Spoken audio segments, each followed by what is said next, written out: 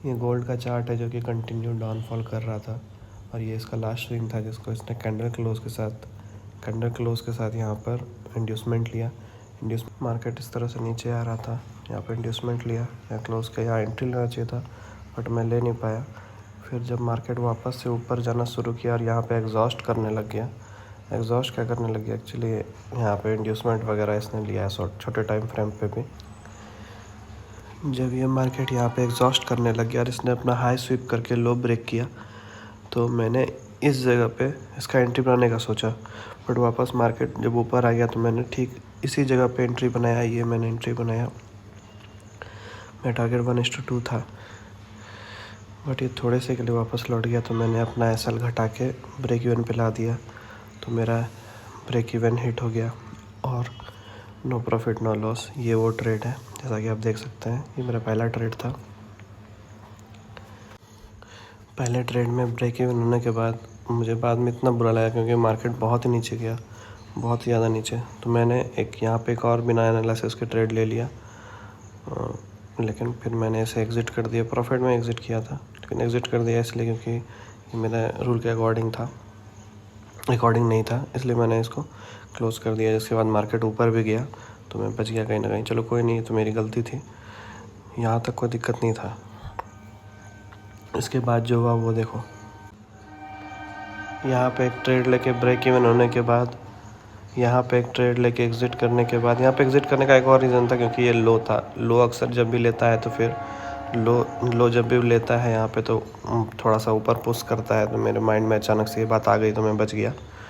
उसके बाद क्या हुआ कि मार्केट जब यहाँ पे एग्जॉस्ट करने लग गया, मार्केट ऊपर बहुत ऊपर आया और ऊपर आने के बाद यहाँ पे एग्जॉस्ट करने लग गया तो मैंने यहाँ पे सिर्फ एक स्वीप, यहाँ पे स्वीप था, यहाँ भी स्वीप था, यहाँ स्वीप नहीं था एक्चुअली, यहाँ स्वीप था, तो मैंने इस स्वीप पे ही सेल कर दिया। यहाँ पे मैंने वेट नहीं किया नीचे ब्रेक करने का, जिस कारण मेरा एसएल हिट हो गया और फिर मार्केट वापस से काफ़ी नीचे गया। जैसा कि आप ये देख सकते हो, मैंने यहाँ पे दो लिया था कि जल्दी में लॉट साइज कम हो गया था।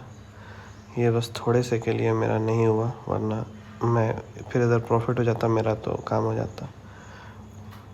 तो तब ये होने तक मेरा दिमाग ख़राब हो चुका था क्योंकि लगातार सेम चीज़ हो रहा था, तो दिमाग मेरा इमोशन मेरे पे हावी हो चुका था। उसके बाद देखो, यहाँ पे ये लॉस लेने के बाद मेरा माइंड फिर एक बार काम किया कि इसने यहाँ इंड्यूसमेंट लेके क्लोज़ किया, तो यहाँ पे एंट्री करना है। तो यहाँ पे मैंने एंट्री भी किया था और ऑलमोस्ट मुझे काफ़ी सारा प्रॉफिट हो रहा था, बट फिर भी मैंने नहीं लिया क्योंकि मेरा ऑलरेडी लॉस हो चुका था 2-3 बार। तो मेरे माइंड में रिवेंज ट्रेडिंग था, जिस कारण 120 का प्रॉफिट मैंने छोड़ दिया और मैंने वापस से ब्रेक इवन किया। ब्रेक इवन पे जा कर के मेरा एसएल हिट हुआ और वापस से मार्केट नीचे। ये जैसे आप दिखाता हूँ मैं आपको, ये देखिए, ये मार्केट इधर वापस से नीचे।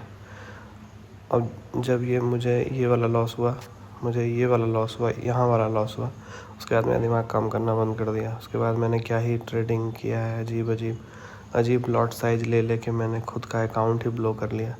मार्केट नीचे ही गया है, ये सारा मार्केट नीचे ही गया है, मैंने सारा सेल ही किया है, एक आग बाय भी किया होगा, यहाँ पे सेल ही किया है, लेकिन फिर भी मुझे लॉस हुआ। ये देखिए पूरा नीचे गया है बट मेरा सारा लॉस ही हुआ है। देखिए मैंने सारे जहाँ पे भी सेल किया है वहाँ पे एसएल खा के नीचे।